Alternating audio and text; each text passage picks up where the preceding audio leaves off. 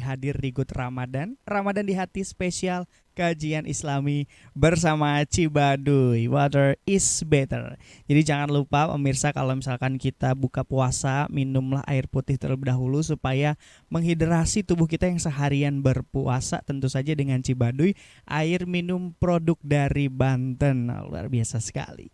Dan hari ini di bulan suci Ramadan yang penuh berkah, dan tentu saja kita sudah memasuki puasa hari ke-22, kajian Islami kembali hadir untuk sama-sama belajar dan juga kembali mengenal agama kita lebih dalam dan mencintainya. Dan hari ini kita akan membahas mengenai makna dan juga hikmah puasa. Mungkin sebagian dari diri kita termasuk saya belum banyak memahami apa arti puasa yang sesungguhnya. Mungkin kebanyakan di antara kita hanya menjalankan rutinitas dan juga kewajiban sebagai umat muslim, tapi belum mengetahui makna mendalam mengenai puasa tersebut. Dan hari ini kita akan berbincang serta mendapatkan ilmu dari Ustadz Abdul Hanan, atau yang akrab disapa dengan Ki Imut. Assalamualaikum Ki. Boleh digunakan mikrofonnya Ki? Waalaikumsalam warahmatullahi wabarakatuh. Masya Allah Ki Imut, ini bisa ketemu hari ini, bisa belajar lagi. Ini pasti banyak insight baru yang bisa saya dapatkan nih hari ini. Insya Allah. Mudah-mudahan ya Ki lancar puasanya Ki. Alhamdulillah. Alhamdulillah ya. Dan sebenarnya kalau misalnya kita bahas mengenai puasa itu ya Ki ya, makna mendasar dari puasa itu sendiri itu seperti apa Ki? Baik, pemirsa Sultan TV rahimakumullah. Puasa itu mempunyai dua makna atau dua arti. Yang pertama menurut bahasa, yaitu setiap kita tahan, setiap kali menahan itu disebut puasa. Ibarat kita pengen jajan, setiap kali ada pedagang lewat mau kita jajan stop, tapi kita tahan. Istilah bahasa orang Serang mah diampet, enggak jajan, ditahan. Itu menurut bahasa berarti puasa.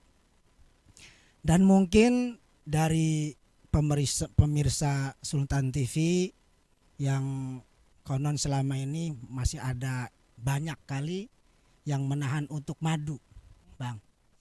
Pengen madu, pengen menduakan atau mentigakan, tapi selama ini masih ditahan. Itu bisa juga disebut puasa. Takwa. Oh, takwa, beda ya. Takut sama yang tua. Oh gitu. Itu bisa disebut juga dengan puasa yang menurut bahasa. Tetapi yang dimaksud dengan puasa kali ini menurut syara, menurut agama, yaitu al-imsaku anil mufattirat, menahan diri dari hal-hal yang bisa membatalkan puasa. Contoh yang bisa membatalkan adalah setiap benda yang masuk ke lubang yang ada di sekujur tubuh kita. Ada berapa Bang? 1, 2, 3, 4. Salah. Ada berapa? Ada 9. Oh 9. 9. Mana aja itu Pak? Hidung 2. Oh baik. Telinga 2. 4. Ya, kemudian mulut 5. Kemudian mata 7. Kemudian ini yang di bawah, di tengah-tengah. Baik, alat Depan vital dan belakang. Baik. Itu semua lubang itu jangan kemasukan benda-benda. Baik. Ya. Kalau bicara tentang menahan makan, minum, mungkin secara umum sudah pada tahu. Termasuk menahan dari nafsu kita ke istri kita di siang hari.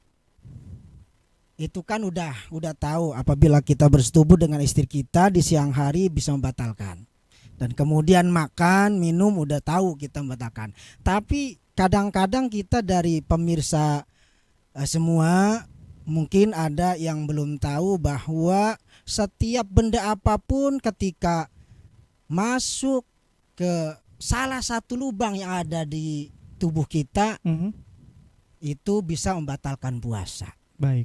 Ya, contoh yang biasa kita alami itu gatel di telinga itu, gatel, sok gatel itu awas jangan sampai dikorek sehingga korekan itu ataupun jari kita masuk ke lubang telinga sehingga sampai ke dalam.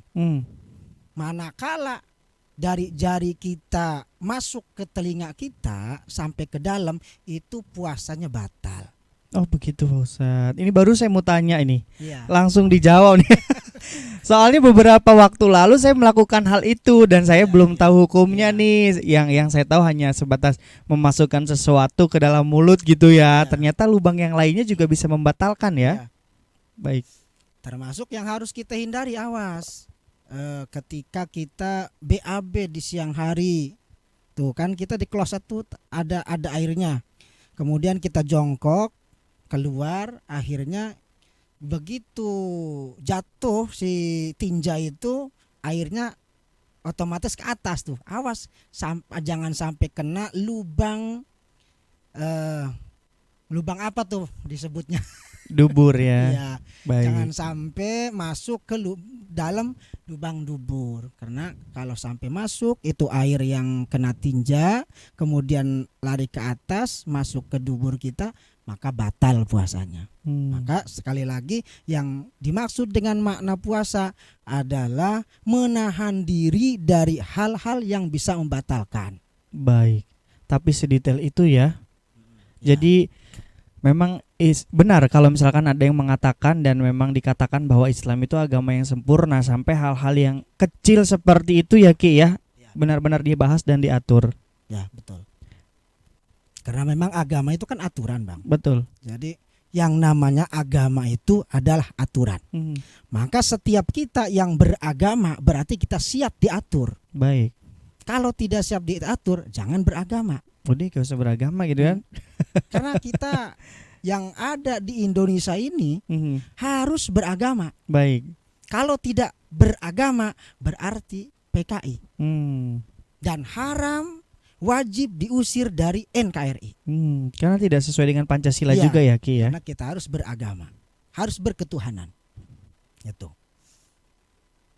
Lalu kalau ini Ki, banyak orang yang bilang kalau puasa itu adalah madrasah kehidupan. Nah, yang dimaksud dengan madrasah kehidupan itu seperti apa? Oke. Karena di dalam puasa juga itu kan mengandung hikmah juga.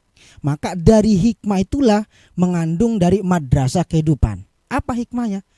Lisaumi fawaid. Dari puasa-puasa itu mengandung hikmah, mengandung faidah-faidah. Yang pertama, raf'ud darajat. Bisa mengangkat derajat. Ya walaupun pada akhirnya derajatnya diangkatnya itu bukan di dunia, tetapi di akhirat nanti. Mana?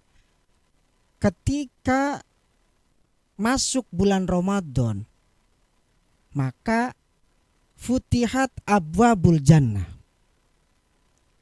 Pintu-pintu surga akan dibuka. Yang sebetulnya pengen meraih surga itu amat susah. Wagullikot abwabun nar. Dan pintu-pintu neraka dikunci. Wasudifatis syayatin. Dan setan pun dibelenggu. Setan dibelenggu. Padahal yang namanya setan, yang namanya iblis itu kan bebas berkeliaran. Dan bahkan iblis itu meminta izin, meminta restu kepada Allah untuk menggelincirkan semua hamba-hamba Allah.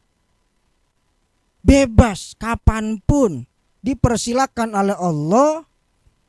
Silakan iblis, setan untuk mengganggu umat manusia. Tetapi ketika datang bulan Ramadan, bulan puasa, setan itu dibelenggu. Maka itulah yang disebut derajatnya diangkat. Dan kemudian di akhirat itu, di surga itu yang disebut ada surga itu pintunya disebutnya pintu royan. Nama pintunya Royan. Pintu Royan ini tidak bisa dimasuki ke sembarang orang, Bang. Tidak bisa dimasuki siapapun kecuali orang yang berpuasa di bulan Ramadan. Maka orang yang berpuasa di bulan Ramadan itu jelas diangkat derajatnya. Sementara surga itu kan diraihnya dengan penuh sungguh-sungguh, dengan menahan segala nafsu, amalnya juga harus banyak, tentu diiringi dengan iman dan takwa kepada Allah Subhanahu wa taala. Tetapi dengan ditempuh dengan puasa saja, maka yang pertama itu adalah raf'ud darajat, diangkat derajatnya. Lalu kemudian yang kedua, taksirus syahwat. Hikmah dalam puasa itu dalam kehidupan kita yaitu memecah syahwat, memecah setiap keinginan. Nah, syahwat di sini adalah kita cenderung melaksanakan maksiat. Kenapa dengan puasa bisa memecah kemaksiatan? Karena ternyata puasa itu kan lemes, Bang. Dengan lemesnya itu otomatis tidak mau berbuat hal-hal yang mungkin bisa merugikan pribadi ataupun bahkan merugikan umum. Betul. Dari situasi kondisi lemas itu, efek daripada puasa, maka bisa memecah syahwat untuk melaksanakan maksiat. Dan masih banyak hikmah-hikmah puasa yang lainnya. Luar biasa sekali Pak Ustadz. Jadi ini sangat bermanfaat ya. Selain memang ini aturan agama, kewajiban kita sebagai umat muslim, ternyata banyak sekali kebaikan dari puasa di bulan Ramadan ini yang tadi sudah dijabarkan oleh Ki Imut sendiri. Tapi ada satu yang menarik nih Ki. Dalam Al-Quran ini juga mengatakan bahwa puasa ini juga membentuk manusia supaya lebih bertakwa. Dalam konteks ini bertakwa yang seperti apa yang bisa dibentuk dari puasa di bulan Ramadan? Di puasa itu sendiri kan otomatis dalam yang melaksanakannya itu tentu orang yang beriman. Karena itu yang mengundang selaku pelaksana puasa itu adalah Al-Quran yang mengundang. Ya ayyuhalladzina amanu. Wahai orang-orang yang beriman. Nah, yang diundang untuk melaksanakan puasa adalah orang-orang yang beriman. Nah, artinya kalau orang yang tidak beriman otomatis tidak diundang tuh untuk berpuasa. Maka artinya kalau kita berpuasa di samping sudah beriman, tambahlah dengan keimanan itu karena melaksanakan perintah Allah Subhanahu wa taala. Dengan kita menuruti perintah Allah itulah kita akan jadi bertakwa, dan juga dari hikmah tadi itu kita bisa menghindari maksiat-maksiat karena dengan puasa itu maka ketakwaan itu akan meningkat dengan sendirinya. Karena memang yang namanya takut itu takut kepada Allah Subhanahu wa taala, takut apabila melaksanakan hal-hal yang ujungnya ataupun bernilaikan dosa, ia akan untuk menghindarinya. Itulah yang disebut dengan takwa. Dan karena memang di puasa itu sendiri kan kita juga menghindari hal-hal yang cenderung membuat puasa itu sendiri akan batal. Dengan batal itu ada batal secara fi'li dan ada batal juga secara pahalanya. Mana ketika kita melakukan hal-hal tadi yang pertama kita bahas, membatalkan puasanya itu sendiri, ada juga membatalkan pahala. Jadi berbeda itu ya, Ki, Beda. ya? Contohnya kalau kita lagi puasa, kemudian kita berbohong, gibah, Baik. ngomongin orang itu kan hal-hal yang sudah tidak asing lagi, Bang. Sudah lumrah di kalangan kita. Betul. Apalagi orang-orang yang suka gosip.